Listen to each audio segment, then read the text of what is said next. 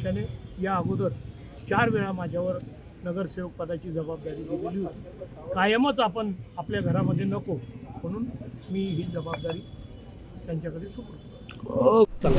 धुळे महानगरपालिकेच्या होणाऱ्या या निवडणुकीमध्ये मी भारतीय जनता पार्टीच्या वतीने माझं नामनिर्देशन फॉर्म ओबीसी गटातून भरलेला होता.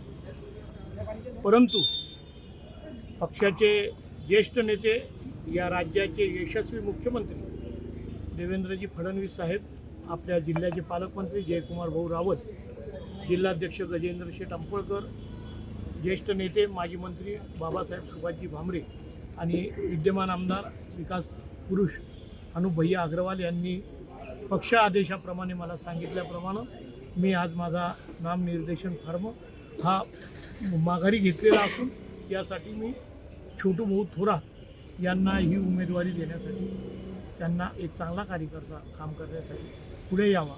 मला पक्षाने या अगोदर 4 वेळा माझ्यावर नगरसेवक पदाची जबाबदारी दिलेली होती. कायमच आपण आपल्या घरामध्ये नको म्हणून मी ही जबाबदारी त्यांच्याकडे सोपवतो.